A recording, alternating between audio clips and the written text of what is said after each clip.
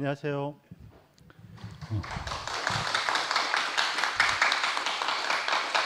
한 주 동안 잘 지내셨습니까? 예. 8월 31일 목요 모임을 시작하겠습니다. 오늘은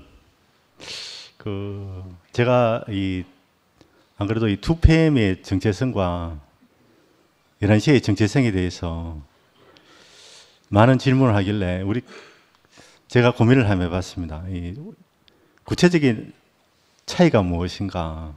세상이 알만한 차이를 생각해 보니까 우리 이제 2PM은 개인주의적인 성향이 강하고 11시 모임은 좀 전체주의적인 성향이 강하다. 이런 생각이 들어요. 물론 이제 전체주의나 개인주의나 그 낱말은 같이 중립적인데 그게 너무나 이제 어떤 식의 흐르는가 그게 문제인 것 같습니다. 근데 앞으로 우리가 이 개인주의를 강하지만 어떻게 잘 해석해 가지고 모두에게 복이 되는가가 중요한 것 같습니다. 그리고 이제 오늘 발표자는 상당히 중량감 있는 분들로 제가 모셨습니다. 예. 먼저 나와 주셔서 인사부터 하고 시작하도록 하겠습니다. 예. 예, 한 분씩. 예. 자, 각자 한 분씩 이제 오늘 소감을 이제 간단히 이야기합니다. 인사를 그럼 인사 한번 더 갖고. 예. 그럼 다 같이 인사. 예, 차렷 경례.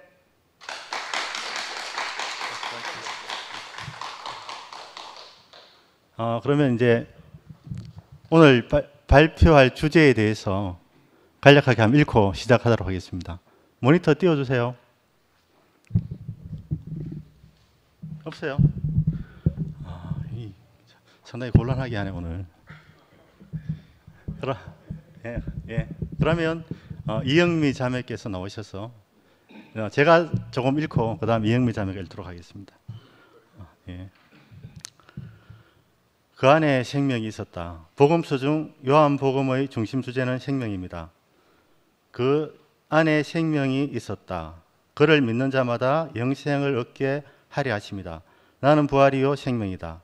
영생은 곧 유일하신 참 하나님과 그가 보내신 자 예수 그리스도를 아는 것이다. 이렇게 생명에 관한 말씀들이 요한복음에 풍성하게 펼쳐지고 있습니다. 성경에서 여러 가지 주제를 끄집어낼 수 있지만 생명이 성경의 핵심 주제입니다. 꼬리를 잡고 몸통을 흔든다는 말이 있습니다. 성경에 나오는 한 구절 또는 지엽적인 주제를 가지고 전체를 해석하려는 것이 꼬리로 몸통을 흔드는 것과 같습니다. 중요한 것이 강조되지 않고 지엽적인 것이 강조되면 왜곡되고 변질되어 버립니다. 생명의 영원한이라는 수식어가 붙어 영생이라 말합니다. 영원하다는 것은 하나님의 속성을 말합니다. 영생은 하나님의 생명이고 하나님과 관계를 가지며 살도록 우리에게 주신 생명입니다. 그러므로 영생은 하나님과의 관계 속에서 발생하는 것이라고 말할 수 있습니다. 창세기 2장에 보면 돕는 배필을 지어야겠다고 하시면서 아담의 갈비뼈로 하와를 만드셨습니다. 하와를 본 아담이 이는 내 뼈 중의 뼈요 살 중의 살이다 했습니다. 그리고 여호와 하나님께서 둘이 합하여 한 몸을 이룰지라 했습니다. 이것은 아담과 하와 남자와 여자 이야기로 기록되어 있지만 말씀하고자 한 메시지는 하나님과 사람의 이야기입니다. 하나님의 배필로서 사람의 이야기입니다. 하나님은 우리에게 무엇을 찾으시는가? 자기 생명을 찾는다는 말입니다.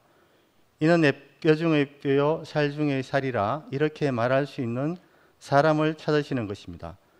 요한계시록에 생명책에 기록된 대로 심판을 받는다는 말이 있습니다. 이건 역시 당신의 생명인가 아닌가를 보신다는 것입니다.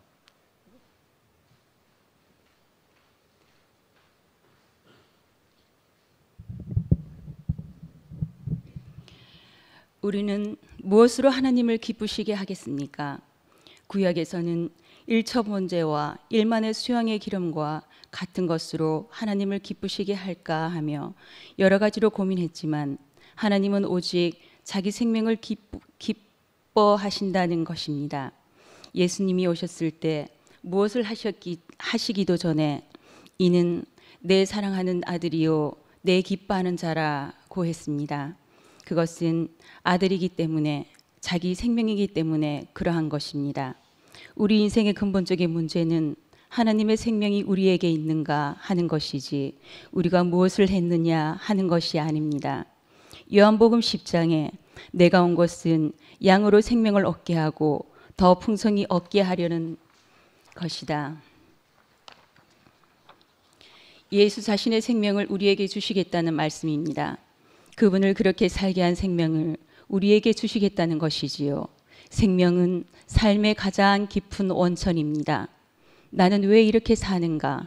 우리의 행동은 우리 마음에서 나옵니다. 잠언 23장을 보면 그 마음의 생각이 그러하면 그 위인도 그러하다. 생각이 그러하니까 사람됨, 행동도 그렇게 나오는 것이라고 말씀합니다. 그런데 가끔은 나의 이런 마음이 어디서 나오는지 모를 때가 있습니다. 이 마음은 어디서 나올까요? 심리학에서는 무의식으로 들어가지만 성경에서 본다면 우리 생명의 가장 깊은 자리가 영입니다.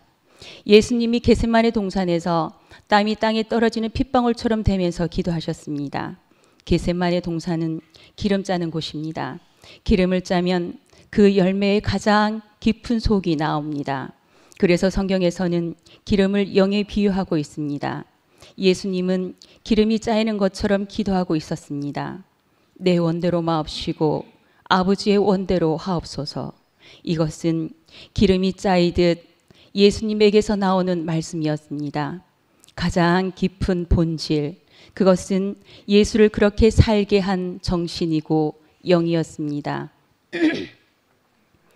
그러면 어떻게 그 생명을 얻고 그 생명으로 살게 될까요? 생명이 무엇이라고 말하기는 어렵지만 뒤집어 생각해 보면 그것이 없으면 죽는 것이 생명입니다. 야곱이 요셉을 잃었을 때 내가 음부로 내려가서 요셉을 만나겠다고 했습니다. 자기도 같이 죽겠다는 말이었습니다. 살았다고 하지만 실상은 살 이유가 없어 죽은 것 같이 되었습니다. 내 속에 가장 사랑하는 것, 그것을 잃으면 사람이 죽은 것과 같습니다. 내가 무엇을 가장 소중하게 여기는가, 그것을 빼면 나는 죽은 시체가 되는 것, 그것이 내 생명입니다. 우리에게는 무엇이 생명입니까? 예를 들어 자존심을 건드리면 못 견디는 사람들이 있습니다. 자존심이 상하면 가정이고 교회고 무엇이라도 다 버릴 수 있는 사람이 있습니다. 그 사람은 자존심이 생명인 사람이지요. 그러나 바울은 내가 살든지 죽든지 내 몸에서 그리스도가 존귀하게 되기를 원한다. 이제는 내가 사는 것이 아니요 내 안에 그리스도께서 사시는 것이라. 바울은 그리스도가 자기 생명이 되어 사는 것입니다. 그리스도 외에는 취할 것도 있고 버릴 것도 있는 그런 사람이 되었습니다. 그가 우리 생명이 되었다고 하는 것은 그를 빼면 우리가 지킬 것이 아무것도 없는 사람이 되었음을 말합니다. 그 생명이 어떻게 우리에게 오게 됩니까? 그것은 선악과가 사람에게 어떻게 들어왔는지를 알면 간단합니다. 선악과가 보암직하고 먹음직하고 지혜롭게 할 만큼 탐스러웠다고 했습니다. 그런데 하나님이 그것을 먹는 날에는 반드시 죽을 것이다 했음에도 불구하고 먹었습니다. 좋아 보이면 이미 그 사람 속에 들어온 것입니다. 이와 같이 생명나무 열매가 우리 안에 들어오자면 그것이 보암직하고 먹음직하고 탐스러우면 됩니다. 십자가에 못 박힌 예수가 영광스러워 보이면 됩니다. 그런데 실어 버림받은 예수가 어떻게 우리에게 영광스러워 보일 수 있겠습니까? 십자가로 향하시던 예수님은 나를 영화롭게 하옵소서라고 기도했습니다. 십자가에 못 박혀 죽으신 이후 하나님은 그를 다시 살리시고 영화롭게 하셨으며 성령께서는 우리 눈을 열어주셔서 그 영광을 보게 하신 것입니다.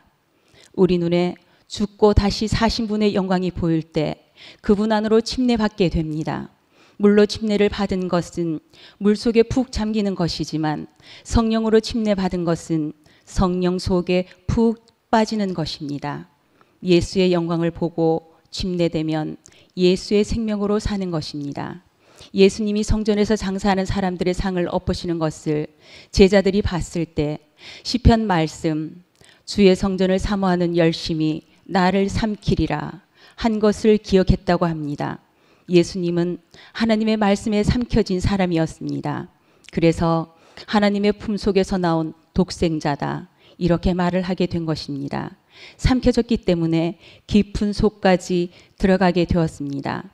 성경의 결론은 신부로서의 새 예루살렘 성이 제일 마지막에 나옵니다. 창세기 2장에 있었던 그 낙원을 다시 회복한 복낙원이 새 예루살렘 성입니다. 에덴 동산에 생명나무가 있었다고 시작했다면 했는데 요한복음의 마지막에는 생명 강물이 흐르고 감추어 있던 생명나무가 강 좌우에 시절을 쫓아 12과실을 맺는다는 최종적인 이상이 제시되었습니다. 우리 눈이 열려서 십자가에 못 박힌 예수가 참으로 영광스러워 보이고 저것이 하나님 앞에 살아있는 것이구나. 저것이 인생의 열매구나 하고 보인다면 그 생명이 우리 속에서 자라서 아름다운 신부로서의 영광이 우리에게서 펼쳐질 것입니다.